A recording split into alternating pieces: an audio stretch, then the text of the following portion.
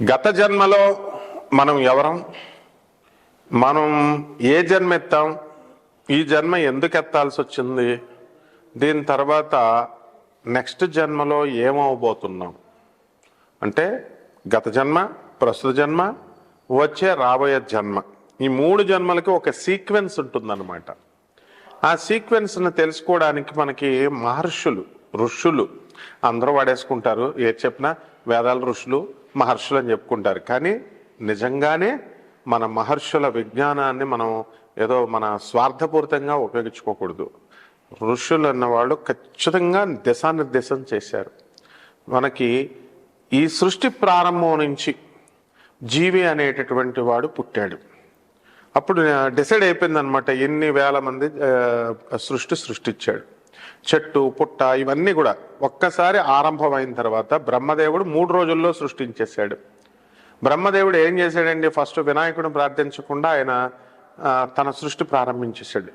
వినాయకుడు ఎప్పుడైతే అడ్డంకులు వచ్చేస్తున్నాయి, బ్రహ్మదేవుడు స్థాయిలో వాడికే ఏం చేయాలో అర్థం కాక అప్పుడు ఓహో నాకంటే గొప్పడు మహాగణాధిపతి ఉన్నాడు, విఘ్నాలకు అధిపతిని, అప్పుడు ఆయన ప్రార్థిస్తే అప్పుడు వినాయకుడు ఆ విశేష జ్ఞానాన్ని బ్రహ్మదేవుడికి అందించాడు.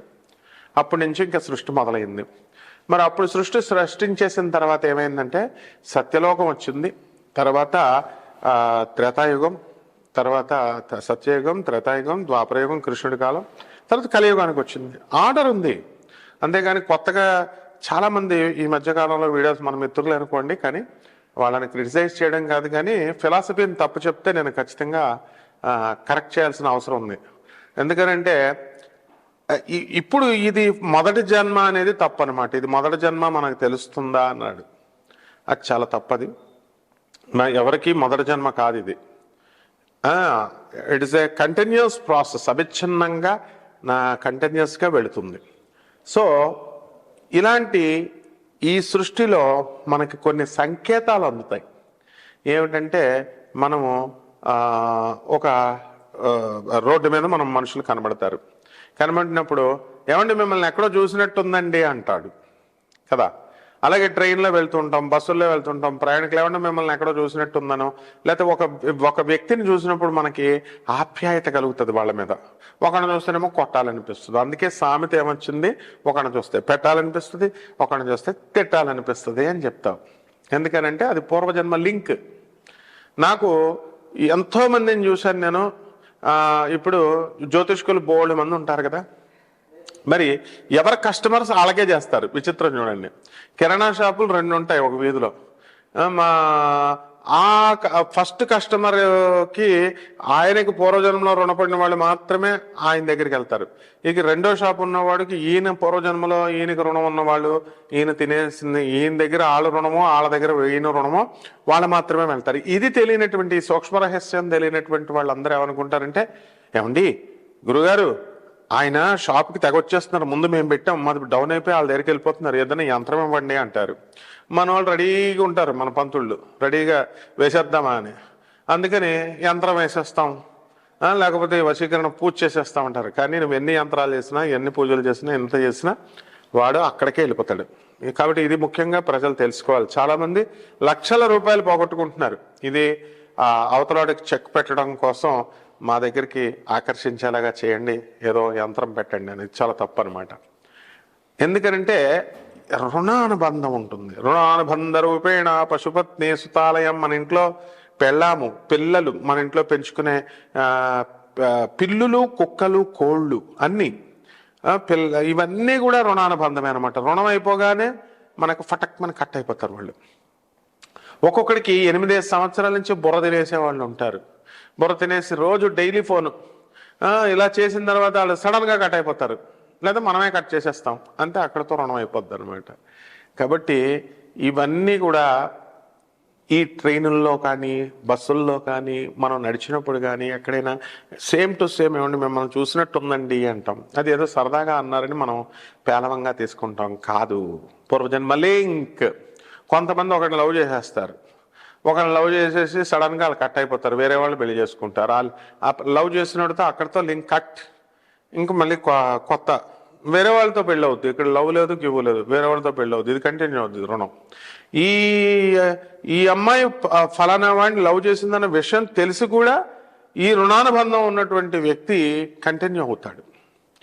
మాకు తెలిసినటువంటి వాళ్ళల్లో ఒకళ్ళు ఏం చేశారంటే ఒక లవ్ మ్యారేజ్ చేసుకుని కొంతకాలం తిరిగిన తర్వాత వాళ్ళ అమ్మ వచ్చి విడగొట్టేసింది. ఇదే ఫస్ట్ మ్యారేజ్. సెకండ్ మ్యారేజ్ అని చెప్పి చెప్తుంటే ఎవడో పెళ్లి చేసుకోవట్లే. ఫస్ట్ మ్యారేజ్ అని చెప్పి పెళ్లి చేసేసింది బ్రహ్మాండమైన వాళ్ళకి చక్కగా పిల్లలు కూడా పుట్టేశారు.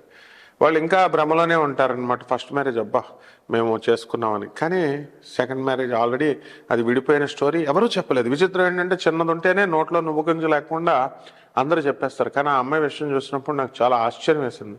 ఏంటంటే పూర్వజన్మలో అమ్మాయి పుణ్యం చేసి ఉండొచ్చు. మరి ఇలా అనేక రకాల రుణానుబంధాలు. నాకు చిన్నప్పుడు మాది రాజమండ్రి. మరి మేము గవర్నమెంట్ జూనియర్ కాలేజ్లో చదివాం. Railway mixed high school English మీడియంలో 10th క్లాస్ వరకు చదివిన తర్వాత గవర్నమెంట్ జూనియర్ కాలేజ్ రాజమండ్రిలో జూనియర్ ఇంటర్ చేరినప్పుడు నేను చిన్నప్పటి నుంచి కూడా మా ఫ్రెండ్స్తో వెళ్ళినప్పుడు ధవళేశ్వరం ఉంది మాకు దగ్గర. నా ఫ్రెండ్స్ కొంతమంది ధవళేశ్వరంలో ఉన్నారు కాబట్టి. కానీ ఈ పార్ట్ ఎగ్జిక్యూటివ్ ఇంజనీర్స్ ఉన్న గవర్నమెంట్ క్వార్టర్స్లోకి వెళ్ళేవాళ్ళం కాదు. నాకు ఎప్పుడు ఒక కళ వస్తూ ఉండేది, ఒక రామాలయం. ఆ రామాలయం యాజ్ ఇట్ ఈస్గా ఒకలాగే వస్తుంది. ఎన్ని రోజుల నుంచి, ఎన్ని సంవత్సరాల నుంచి, చిన్నప్పటి నుంచి 2వ క్లాసు, 3వ క్లాసు, 4వ క్లాసు, మరి అడ్డగాడిలాగా ఎదిగిపోయాను 10th క్లాస్ వరకు. అప్పుడు కూడా 10th క్లాస్లో కూడా అదే కళ. ఏమిట్రా ఈ కళ ఎక్కడుంది, ఏదో మామూలుగా వచ్చిందేమోలే అనుకున్నా. కానీ రిపీటెడ్గా సేమ్ ఎందుకు వస్తుంది అని ఆలోచన, ఒక డౌట్ ఉండేది నాకు. తర్వాత మేము గవర్నమెంట్ జూనియర్ కాలేజీలో చేరిన తర్వాత మా క్లాస్మేట్స్ మాధవీలత అని ఒక ఎగ్జిక్యూటివ్ ఇంజనీర్ గారి అమ్మాయిలు ఇద్దరు చేరితే అక్కడ ఏం జరిగింది, వాళ్ళ ఇంటికి మేము వెళ్ళాం. అంకుల్, ఎగ్జిక్యూటివ్ ఇంజనీర్ అంకుల్ మమ్మల్ని తీసుకెళ్తే వాళ్ళ క్వార్టర్స్లో నేను ఆ రామాలయం చూశాను. అయ్యా బాబోయ్, రోజు కళ్ళలోకి వచ్చేటటువంటి ఈ యొక్క దేవాలయం ఇక్కడుందా, ఆశ్చర్యపోయాను నేను. అణువు అలాగే ఉందనమాట, కళ్ళ వచ్చినట్టు. ఇంకొక ఆవిడ ఉన్నారు, ఆవిడ మరి మార్చార్లో ఉంటారు, రాజలక్ష్మి గారని. ఆవిడకి రోజు ఆమె నాగుపాము కింద అని కల వస్తూ ఉంటుందట, అనిపిస్తూ ఉంటుందట నాగుపాము అని. తానే పాము అన్నట్టు, తానే ఇదన్నట్టు అలా కళలు రావడం, పాముల కళలు రావడం. ఇవన్నీ ఏంటి గురువుగారు అని అస్తమానం అందరికీ ఫోన్లు చేసి అడుగుద్ది. అమ్మ పూర్వజన్మలో నువ్వు నాగజన్మ అనేది. అలా కొంతమంది గమనించండి, పగబట్టేస్తారు. వీళ్ళు ఒక రకం బ్యాచ్. పగబట్టేసి అవతల వాడు తప్పు చేశాండ్రా మొగుడా, క్షమించరా నాయన అన్నా సరే వీళ్ళు ఇవ్వంటారు, కాటేస్తూనే ఉంటారు. మన పక్కనే ఉంటారు, మనం పెట్టింది తింటారు, మనల్ని కాటేస్తూ ఉంటారు. ఇది నాగుపాములు అనమాట. వీళ్ళంతా పూర్వజన్మలో బుస్సుమని కోపం వస్తుంది. కొంతమంది కిళ్ళల్లో పిల్లలు ఇరగొట్టేస్తూ ఉంటారు అన్నీ. సో ఇలాగా ఇంకోడు ఉంటాడు, ఎంత తిట్టినా వాడు దులుపుకొని పోతాడు. వాడు దున్నపోతు జన్మ అంటారు దాన్ని. అంటే ఇతరుల కోసమే కష్టపడుతూ ఉంటాడు వాడి జన్మ అంతా. పూర్వజన్మలో వాడు దున్నపోతు అనమాట. అంటే పూర్వజన్మ అనగానే జాతకాల్లో తెలిసిపోవాలా, చక్రాల్లో ఉండాలా, చక్రాల్లో ఉన్న గ్రహాలను బట్టే. అంటే మళ్ళీ జ్యోతిష్కులు కమర్షియల్ బిజినెస్ చేసేస్తున్నారు వీళ్ళు. నేనేదో గత జన్మల గురించి, ప్రస్తుత జన్మ గురించి, పూర్వజన్మ గురించి మనం వీడియో రిలీజ్ చేస్తాం. దాన్ని చూసిన తర్వాత ఇక అందరు కాపీలు కొట్టి మేము గత జన్మలో ఈ రాసులు ఈ యొక్క ఇళ్లలో ఈ గ్రహాలు ఉన్నాయి. అంత జ్యోతిష్ పండితులా మీరంతా? గత జన్మలు చెప్పేస్తారా, ప్రస్తుత జన్మ చెప్పేస్తారా, నెక్స్ట్ జన్మ చెప్పేస్తారా, ఏ గ్రహాల కాంబినేషన్ చెప్పేస్తారా? పుస్తకం పట్టుకుని వచ్చి చెప్పించుకుంటా మళ్ళా మొహమాటం లేదు అందరినీ. ఒక్క జ్యోతిషం ప్రిన్సిపల్ తీసుకుంటే కొన్ని వందలు ఉంటాయన్నమాట. మోహన్ పబ్లికేషన్ రాజమండ్రి చిన్నప్పటి నుంచి మా ఫ్రెండ్ది. వాడు ఎదుర్కొండగా గొల్లపూడి పబ్లికేషన్లో మా రూముల నిండా పుస్తకాలు. ఆనాటి గౌరీ తిరుపతి రెడ్డి వాస్తు పుస్తకాల దగ్గర నుంచి మా గురువుగారు అయినటువంటి మధుర కృష్ణమూర్తి శాస్త్రి గారు, మా గణపతి శాస్త్రి గారు, చల్లా గణపతి శాస్త్రి గారు, రామ గణపతి శాస్త్రి గారు, అన్నదమ్ములు ఇద్దరు తెలుగు పండిట్స్ వాళ్ళు. వీళ్ళంతా జ్యోతిష సార్వభౌములు. బెంగళూరు వెంకటరామన్, శకుంతలాదేవి మా గురువుగారు పెడితే రాజమండ్రిలో ఉమారామలింగ కళ్యాణ మండపంలో కాన్ఫరెన్స్లు పెడితే ఏదో ఇంగ్లీష్ వచ్చని నన్ను రాయరా అనేవాడు. డిజర్టేషన్స్ ఆ మీటింగ్స్కి వెళ్ళేవాళ్ళం. Shakuntala Devi world human computer last 10 years ఆమె చనిపోయేటప్పుడు నేను ఆమెతో మూవ్ అయ్యాను. నేను స్టూడెంట్గా ఉన్నప్పుడు అనేకమైన వీడియోస్లో నేను చెప్పాను. అనుపమ బెనర్జీ వాళ్ళ కూతురు పెళ్ళి మేము కుదిర్చింది.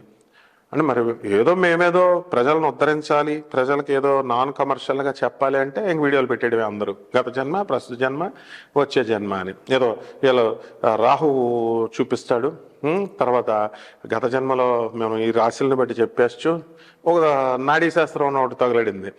అది అప్పట్లో ఒరిజినల్గా చెప్తున్నారేమో అని అనుకునేవారు, భ్రమలో ఉండేవారు. అప్పుడు అది ఏమేం కరెక్ట్ ఏం కాదు. వాళ్ళు నీ మొదటి అక్షరం ఏంటి, నేనేమో అంత గొప్పగా చెప్పేస్తున్నారని వెళ్ళేవాడిని. మొదటి అక్షరం ఏంటి? చా. మీ అమ్మ పేరు లక్ష్మీదేవి పేరులో మొదటి అక్షరం. మీ నాన్న పేరు సుబ్రహ్మణ్యేశ్వర స్వామి, శివుడి పేరులో మొదటి అక్షరం. వీళ్ళిద్దరికి ఇదేనా జంట? వీళ్ళతో కలిసిపోయిన తర్వాత పిల్లలు ఇద్దరా ముగ్గురా? ఒక ఆకులో 3 చూపిస్తుంది. ఏంటిదంతా నాటకాలు, అంతా కరెక్టా నాడీ శాస్త్రం? జనాలేమో అబ్బో నాడీ శాస్త్రం చెప్పేస్తున్నాడు.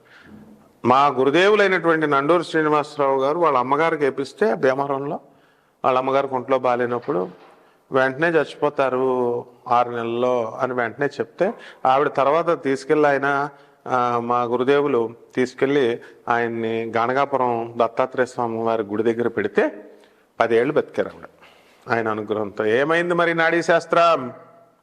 అప్పచెప్పించుకుంటా మాస్టర్ అనే ప్రొఫెసర్ నేను పుస్తకాలు పట్టుకొని వస్తాను. ఏది సరదాగా చెప్పకూడదు. మొదటి జన్మ, ఇది మొదటి జన్మ తెలుస్తుందా నీకు? మొదటి జన్మ ఉంటుందా అసలు? ఫస్ట్ ఆర్యోద బ్రహ్మదేవుడు అను. బ్రహ్మ ఒక నిర్మాణ క్రమ ప్రకారము వేదం శాస్త్రం చెప్పింది. ఆ సృష్టిని సృష్టించిన తర్వాత అది అలా కంటిన్యూ అవుతూ వస్తుంది అది. కాబట్టి ఈ జీవులందరూ కూడా they will transform, law of conservation of energy.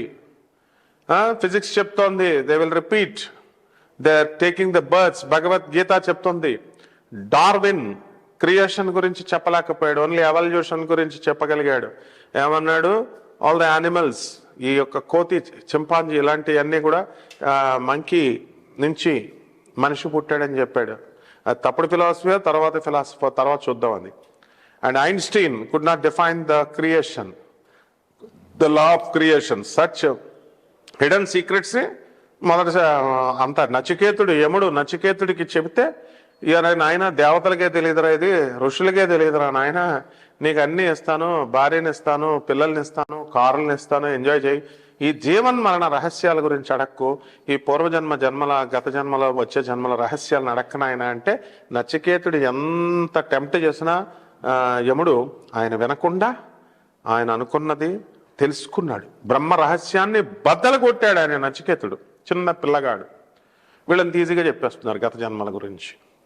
కాబట్టి భగవద్గీత డిఫైన్ చేసింది, నువ్వు కనుక ధర్మ మార్గంలో వెళ్ళకపోతే నీచ మర్త్యాది యోనుల్లోకి విసిరేస్తాను కబడ్డార్ అని చెప్పి ఆయన శ్రీకృష్ణ భగవానుడు క్లియర్గా వార్నింగ్ ఇచ్చాడు, బ్రతిమాలలా శ్రీకృష్ణ పరమాత్మ.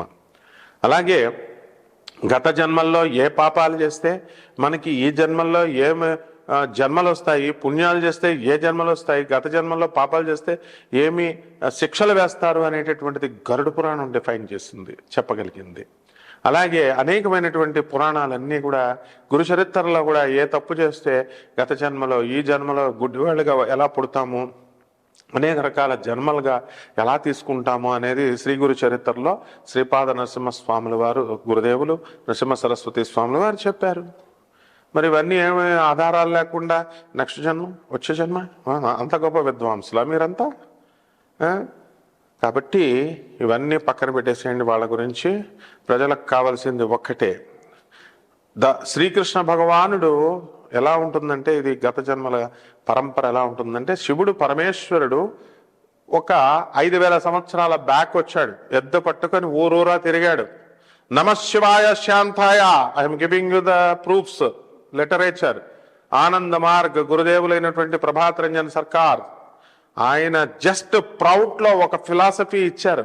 ఆ ఫిలాసఫీలో ఒక చాప్టర్ పట్టుకుంటేనే డాక్టర్ రవి భాత్రా అనేటటువంటి వ్యక్తి, ప్రొఫెసర్, సౌత్ మెథడిస్ట్ యూనివర్సిటీ కాలిఫోర్నియాలో ప్రొఫెసర్ కి ఎకనామిక్స్ లో 1993లో నోబెల్ ప్రైజ్ వచ్చింది.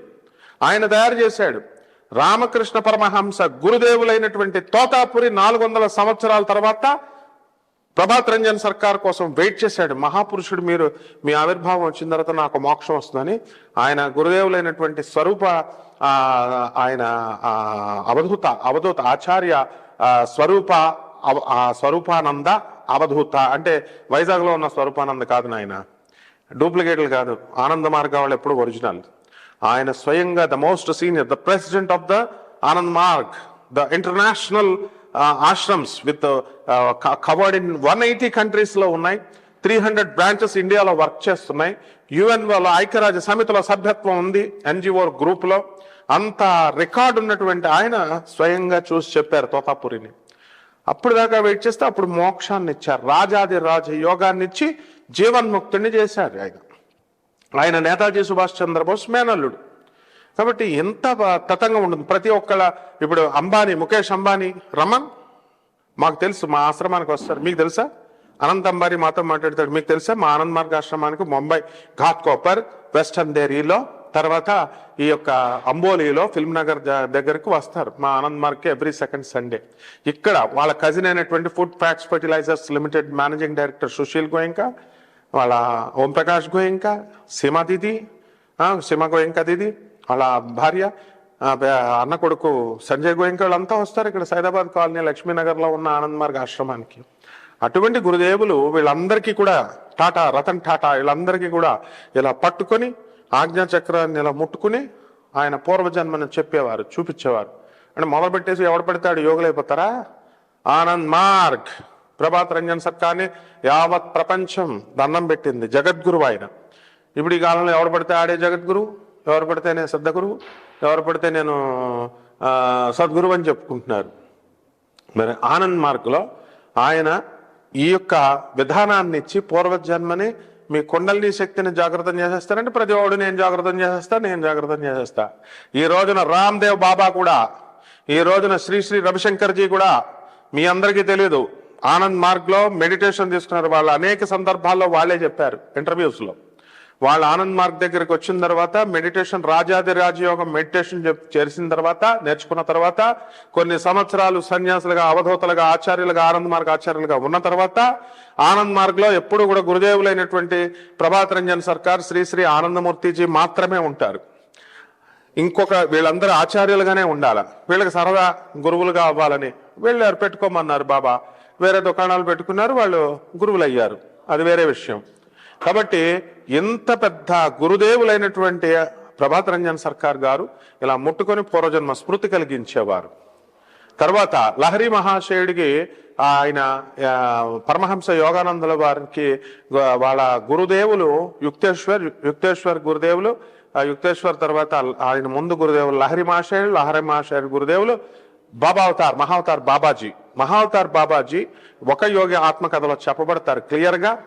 ఆయన ఈ యొక్క లహరి మహాశయుడిని లహరి అని పిలిచి ఆయన గుర్తుపట్టకపోతే ఇలా ఆజ్ఞాచక్రాన్ని ముట్టుకొని యాక్టివేట్ చేసి లోపల ఉన్నటువంటి గుహలో ఆయన లహరి గత జన్మలో చనిపోయినటువంటి దుప్పట్లని, కొండల్ని, కమండలాన్ని అన్ని దుమ్ముపట్టి ఉన్నటువంటి అన్నిటిని చూసి గుర్తు చేస్తారు. ఇది మన ప్రాచీన సంస్కృతి. అంటే గత జన్మలో ఆధునికతలో ఇది ఎప్పుడో జరిగినాయి కాదు. ఒక 200 years బ్యాక్, 100 years బ్యాక్, 1990 వరకు ప్రభాత్ రంజన్ సర్కార్ గారు ఉన్నారు. అంతకుముందు వరకు పరమహంస యోగానందుల వారు ఉన్నారు. ఇవన్నీ ఎంత శాస్త్రీయంగా, ఎంత పద్ధతిగా, ఎంత ప్రూఫ్స్తో చెప్తున్నాం. అండ్ మహాత్మా గాంధీ ఆయన 1 man కమిషన్ అపాయింట్ చేశారు. పూర్వజన్మల్లో ఒక అమ్మాయి చనిపోతే, శాంతిశ్రీ అనేటటువంటి ఆవిడ చనిపోతే, నెక్స్ట్ జన్మలో పుట్టి ఆమె ఏం చేసింది, వాళ్ళ చిన్న పిల్లగా ఉన్నప్పుడు నేను ఆ ఊర్లో పుట్టాను, ఇగో వీళ్ళు నా మేనత్త, వీళ్ళు నా మేనమామ అని మొత్తం వాళ్ళ బంధువుల్ని ఆ గదిని చూపిస్తే గాంధీ మహాత్ముడే అదిరిపోయి జవహర్లాల్ నెహ్రూ ప్రైమ్ మినిస్టర్గా ఉన్నప్పుడు 1 man కమిషన్ వేశారు. ఆ రిపోర్ట్స్ అన్ని ఇండియన్ గవర్నమెంట్కి సబ్మిట్ చేసింది. గవర్నమెంట్కి సబ్మిట్ చేసిందయా. తర్వాత గవర్నమెంట్ అగ్రీడ్ ఇట్. సుప్రీంకోర్టులో కేసు జరిగింది. Yes, they have accepted it. ఎంత తతంగం, ఎంత ప్రూఫ్ ఉంది. You can Google it and show see, యూట్యూబ్లోకి వెళ్ళి చూడొచ్చు. ఇలా చెప్పాలి కానీ ప్రామాణికాలతో ఇది ఫస్ట్ జన్మే కావచ్చు. ఏంటది ఫస్ట్ జన్మ? సో ఈ జన్మలో మాత్రం క్లియర్గా చెప్తున్నాను నేను, అనేకమైనటువంటి గుర్తుల ద్వారా మనం నెక్స్ట్ గత జన్మలో మనం ఏమిటి, రాబోయే జన్మలో మనం ఏం పుడతాము అనేది డిసైడ్ చేస్తుంది. మన కర్మే డిసైడ్ చేస్తుంది. Actions decide. నువ్వు మంచి పనులు చేస్తే నెక్స్ట్ జన్మలో మంచి జన్మ పుడతావు, చెడ్డ కర్మలు చేస్తే చెడ్డ జన్మ ఎత్తుతావు, పతనం అయిపోతావు. ఉద్ధరాత్మన, ఆత్మను ఉద్ధరించుకోవాలి కానీ పతనం చేసుకోకూడదు. అందుకని శ్రీకృష్ణ భగవానుడు పెద్దలందరూ కూడా సుసైడ్ చేసుకోవద్దని చెప్తారు. అంటే మన ఆత్మను క్షోభింపజేసుకోకూడదు. మన ఆత్మని చంపుకోవడము, సుసైడ్ అనేటటువంటిది ఒక మహాపాపం, సిన్. దాని ద్వారా మనం ఏమైపోతామండి? అతఃపాతాళానికి వెళ్ళిపోతాం. ఎవ్వరు ఏ జీవైనా కూడా. అందుకనే పశు పక్షాదులు క్రిమి కీటకాదులతో సహా శ్రీకృష్ణ భగవానుడు 5000 సంవత్సరాల క్రితం వస్తే, అంతకుముందు 5000 సంవత్సరాల క్రితం పరమేశ్వరుడు యుద్ధం మీద వచ్చి తంత్రజ్ఞానాన్ని ఇచ్చాడు. ఆ తంత్రజ్ఞానమే ఇది. గత జన్మలను గుర్తుపెట్టుకోవడం ఇవన్నీ కూడా. ఆయన నవ్యమానవత విద్యా విధానాన్ని ఇచ్చాడు. వీళ్ళకి తెలుసా? ఈ జ్యోతిష్కులకి, ఈ పంతుళ్ళకి, new humanistic education system which was implemented by the Romanian government. ఇప్పుడు కూడా ఇన్కార్పొరేట్ చేశాడు ఈ రొమానియన్ గవర్నమెంట్. న్యూ హ్యూమనిస్టిక్ నవ్యమానత విద్యా విధానం పాలసీస్ చెప్పమను. మొత్తం దేశవ్యాప్తంగా, ప్రపంచవ్యాప్తంగా ఎక్కడెక్కడ నడుస్తున్నాయని నేను చెప్తాను ఒక ప్రొఫెసర్గా. రెండవది మైక్రోవైటా థియరీని ఇచ్చాడు. సైన్స్ ఎలక్ట్రాన్ కూడా విచ్ఛిన్నం చేయొచ్చు. And the minutest particle that we get is microvita. Microvita ఆవిర్భావం వల్ల ఇప్పుడున్నటువంటి సైన్స్ లో, నానో టెక్నాలజీలో, మొత్తం సైన్స్ లో విప్లవాత్మకమైనటువంటి మార్పులు వచ్చాయి. Radical and revolutionary changes in all fields of science and టెక్నాలజీలో మార్పులు వచ్చాయి. ఆ తర్వాత ఇప్పుడున్నటువంటి నిర్వచనాలన్నీ మళ్ళీ పునర్నిర్వచించాలి. ఇప్పుడున్నటువంటి ఫార్ములాస్ అన్ని కూడా పునర్నిర్మించాలి. ఇవన్నీ తెలుసా? ఇవన్నీ కూడా పూర్వజన్మ. దీనివల్లే మైక్రోవేటా కన్సెప్షన్ వల్ల గాడ్ పార్టికల్ అని చెప్పి మరి ఒక ఫిజిక్స్ మొన్న మధ్యన చనిపోయినటువంటి ఫిజిక్స్ నోబెల్ ప్రైజ్ విన్నర్ అదే చెప్పాడు. తర్వాత మీకు ప్రౌట్ అనేటటువంటి పాలసీతో ఒక చిన్న కంటెంట్ తీసుకొని doctor Ravi Batra Nobel prize win చేయగలిగాడు. ఈ మైక్రోవైటా థియరీని ఈ రోజున Stanford university, Massachusetts institute of technology, US లో ఉన్నటువంటి టాప్ 10 కాలేజెస్ లో సబ్జెక్ట్ గా ఇన్కార్పొరేట్ చేశారు. ఏం ఆషామాషిగా ఉందా? గత జన్మ అంటే, ప్రస్తుత జన్మ అంటే, రాబోయే జన్మ అంటే రాసుల వారికి చెప్పడానికి. So this is how. మీరు నిజంగా తెలుసుకోవాలి అనుకుంటే ఈ 12 రాశుల వారికి ఎలా జరుగుతుంది అన్నది నేను చెప్తాను. మీరంతా నాకు కాల్ చేసి, ఎవరైతే రియల్ గా ఇంట్రెస్ట్ ఉన్నటువంటి వాళ్ళు తెలుసుకోవచ్చు. దీన్ని ఏమంటారు, మేమేం బిజినెస్ మెన్లు కాదు, వ్యాపారవేత్తలం కాదు. ఈ ఛానల్ ఎప్పుడు కూడా 24/7 మీకు ఎప్పుడు సేవలు అందించడానికి రెడీగా ఉంటుంది. అందువలన కమర్షియల్ బేసిస్తో కాదు నాయన. అంతేగాని నాడీ జ్యోతిషం తీసుకొని డబ్బులు తీసుకోవడం, తంత్ర జ్యోతిషం పేరుతో డబ్బులు దొబ్బడం, ఇవన్నీ మేము చెయ్యం. ఇప్పుడు వి నో ఎవరు సీరియస్ పర్సన్, ఎవరు జోకుల్ పర్సన్, ఎవరు లైఫే నాశనం అయిపోతుంది మీకు. ఎవరైతే సరదాగా లైఫ్ జోకులుగా తీసుకుంటారో జ్యోతిష శాస్త్రంలో వాళ్ళ జీవితాలు నాశనం అయిపోతాయి, నవ్వుల పాలైపోతాయి. ఎవరైతే సీరియస్గా తీసుకోండి, మీ జీవితంలో కరెక్ట్గా వచ్చేటటువంటి దోషం ఏమిటి తెలుసుకోండి, శాస్త్రం ప్రకారం చెప్పచ్చు. మరి పూర్వజన్మ కర్మల్ని మనం రాహు, కేతు ఇలాంటి కొన్ని గ్రహాలు ఉన్నాయి. వాటిలో అవి పూర్వజన్మ కర్మల్ని రాహుగ్రహం చెప్తుందంటే, అసలు రాహుగ్రహం చెప్తుందని చెప్తున్నారు. బాగానే ఉంది, కొంతమంది యూట్యూబర్స్ బాగానే ఉంది. అసలు రాహు కేతువులే లేరురా నాయన అని చెప్పి గోగినేని బాబు వచ్చి బెల్ట్ పట్టుకున్నప్పుడు రారా మరి వీళ్ళు? వాళ్ళ ఇంటికి పంపిస్తాను గోగినేని బాబుని నేను. రాహుగ్రహాలు ఛాయాగ్రహాలు, రాహుకేతువులు అసలు లేవంటే వీళ్ళు రాహు పూర్వజన్మ చెప్పేస్తుంది, కేతు కొంతవరకు చెప్పేస్తుంది. చెప్పు మరి కరెక్ట్గా, హౌ, ఎలా చెప్పుద్ది చెప్పు. ఇవన్నీ కూడా తెలుసుకోవాలి నాయన. కాబట్టి కాల్ చేయండి. 12 రాశుల మీద ఎలా పుడతారో నేను చెప్తాను. మకర రాశి. ఈ మకర రాశి వాళ్ళు మనకి ఈ జన్మలో ఏమవుతారంటే, గత జన్మలో వీళ్ళు ఈ జన్మలో ఎలాగా, మకరం అంటే ఏంటి, మొండి పట్టుదల. ఇది ముసలి కన్నీరు అంటారు చూడు. ముసలి కన్నీరు అంటే అది ఏడుస్తున్నట్టు ఉంటుంది. ఏడుస్తుంది కదా, మనం తుడుద్దామని వెళ్తే మళ్ళీ పటక్మని పట్టేసుకుంటుంది. అలా వీళ్ళు బుర్ర ఉండదు అనమాట వీళ్ళకి. గత జన్మలో అవతలోడు ఏమన్నా దొరికితే ఆయన బకరాన్ని చేసేసి మనవరాల కాపరం కోసం, మనవరాల మొగుడిని మంచోడైనా సరే విడగొట్టేసి, నాశనాలు చేసేసి, వాళ్ళ కాపరాలు విడగొట్టేసిన వాళ్ళంతా కూడా మకర రాశిలో పుడతారంటే ఆ టైప్ ఆఫ్ ఇది. వీళ్ళకి మాత్రం పెళ్ళాలు కావాలా, వీళ్ళ కూతుర్లకి మొగుళ్ళు కావాలా, కానీ మనవరాలకి మాత్రం మొగుడుతో ఉండకూడదు. ఆ మనవరాలు రెచ్చగొట్టి, అదొక బుర్రలైన ముండ కాబట్టి, బుర్రలైన అమ్మాయి కాబట్టి ఏం చేయాలంటే దాన్ని తీసుకెళ్ళి ఆమె చేత కేసులు ఎప్పిస్తారు. కేసులు ఎప్పిస్తే ఏమైనా ఇక్కడ పీకుతారా? కేసులు వేస్తే వీళ్ళంతా కూడా ఆ కేసులు ఫైట్ చేస్తారు, కౌంటర్ చేస్తారు, గెలుస్తారు అవతలాడు.